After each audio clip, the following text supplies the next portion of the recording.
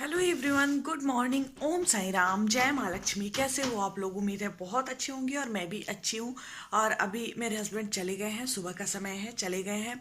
इसके बाद मैं वीडियो वगैरह बनाई हूँ, अपने एजुकेशनल चैनल पे अपलोड की हूँ। उसके बाद अब यहाँ से मेरा काम स्टार्ट होता है। सबसे पहले मैं बिस्तर को सही कर लेती हूँ और ये जो कपड़ा मैं धो के डाली हुई हूँ गीला, इसको छत पे रखाऊंगी ताकि धूप होगा तो ये जल्दी सूख जाएगा। और इसके बाद मैं जा रही हूँ भजन सुनने, साईनाथ का भजन सुनूंगी और काम करूंगी, फटाफट से रेडी हो जाऊंगी। इसके बाद चल जाऊंगी स्कूल। तो थोड़ी देर में आप लोगों से मैं मिलती हूँ। काम स्टार्ट कर लेती हूँ, पहले इन कपड़ों को रखाती हूँ। इसके बाद मतलब स्कूल जाने के लिए रेडी हो जाऊंगी। इसके बाद मुझे टाइम अगर मिला थोड़ा सा भी बात करने का तो मैं आप लोगों से बात करूंगी। अभी तो फिलहाल मैं जा रही हूँ काम करने। सोची हूँ कि स्टार्ट कर दूँ ब्लॉग, नहीं तो वही हाल होता है कि ब्लॉग स्टार्ट नहीं रहता है तो फिर दिमाग में नहीं रहता है कि ब्लॉग को कंटिन्यू करना है, और स्टार्ट रहता है तो दिमाग में ये चीज़ें रहती है कि ब्लॉग को कंटिन्यू करना है, तो मैं जल्दी जल्दी करती हूँ। तो इसीलिए मैं स्टार्ट कर लेती हूँ आजकल। तभी तो हर रोज़ मेरा ब्लॉग जा रहा है, नहीं तो देख रहे थे कितना कितना दिन बाद मेरा ब्लॉग एक अपलोड होता था। लेकिन अब मैं सोच ली हूँ कि मुझे करना है तो मैं कर लेती हूँ ध्यान से। जा रही हूँ छत पे, चलिए आप लोग भी। छत पे कपड़ा डाल देती हूँ। सारा धोई थी ना, तब इसी में तब तक डाल दी थी।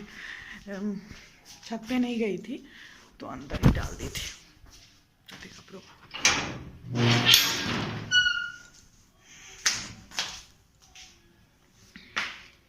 बड़ी मुश्किल भरी लाइफ है यार। मंडे या तो संडे का इंतज़ार करते रहती हूँ। संडे भी ख़त्म हो गया और मंडे आ गया और फिर आज से वही भाग दौड़ वाली ज़िंदगी जो है।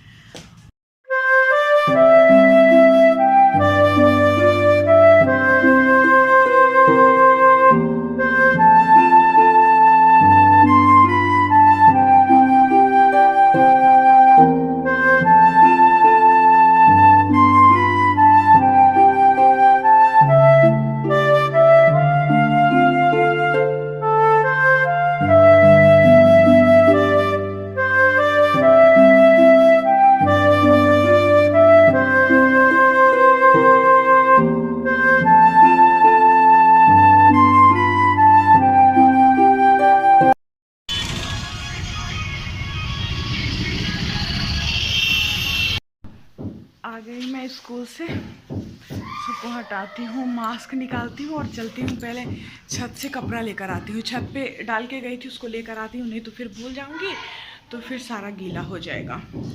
ओस गिरने लगता है ना।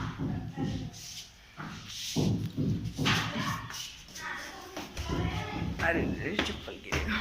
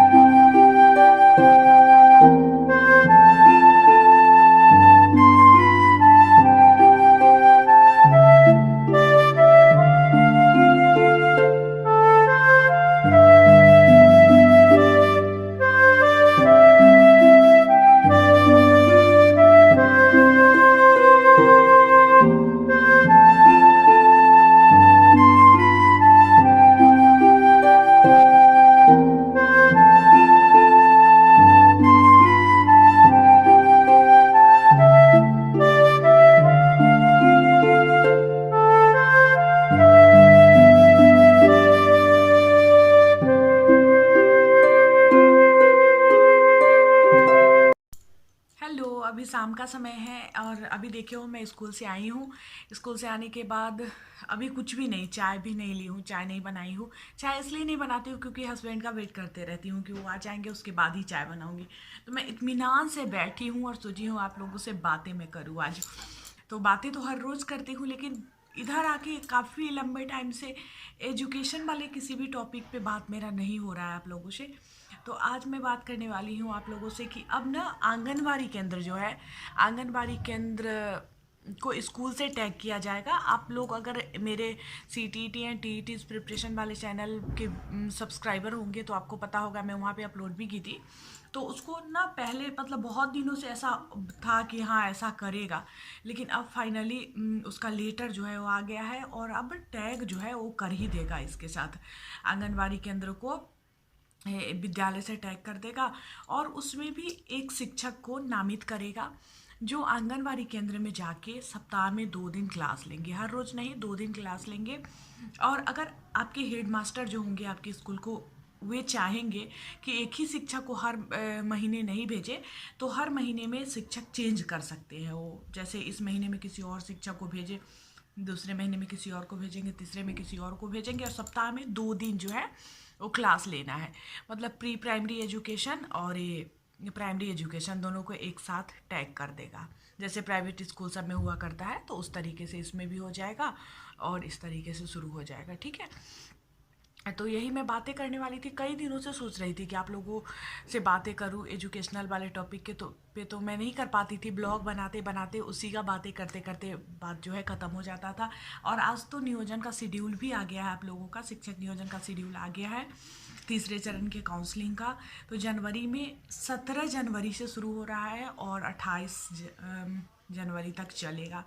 देखिए आगे क्या स्थिति होती है। ठंड भी बहुत ज़्यादा बढ़ रही है, तो ठंड की वजह से शायद कहीं स्कूल बंद हो जाए, क्योंकि ठंड बहुत ज़्यादा लगती है। मेरी तो हालत ही ख़राब हो जाती है ठंड से।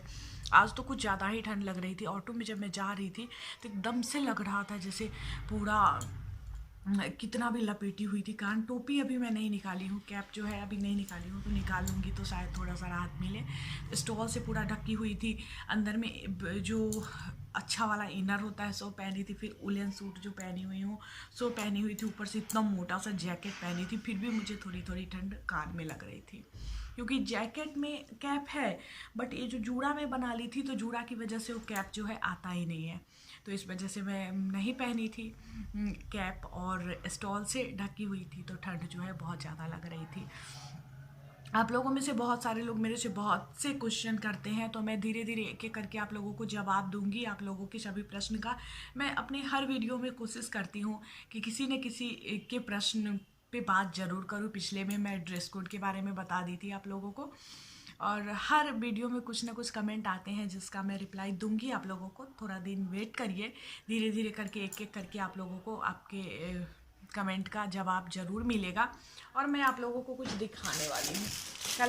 कल के ब्लॉग में मैं दिखाई थी, जो मैं गई थी वहाँ मामी जी के यहाँ दुल्हन को देखने, तो वहाँ का देखे थे आप, मैं वीडियो दिखाई थी आप लोगों को, तो वहाँ से मुझे क्या क्या मिला है सो मैं आप लोगों को दिखाती हूँ। सबसे पहले देखो, सबसे पहले यही देखो, और ये ऐसा एक और है, मतलब कि दोनों हाथ का अलग अलग है। तो जो भरा भरा होता है ना, तो पूरा भर भर के पहनो, उस तरह का है एक डब्बा। ये है, दोनों हाथ बढ़ गया ना, एक से पकड़ी हुई हूँ और एक से इसको ढक्कन को खोलने में मुझे प्रॉब्लम हो रही है।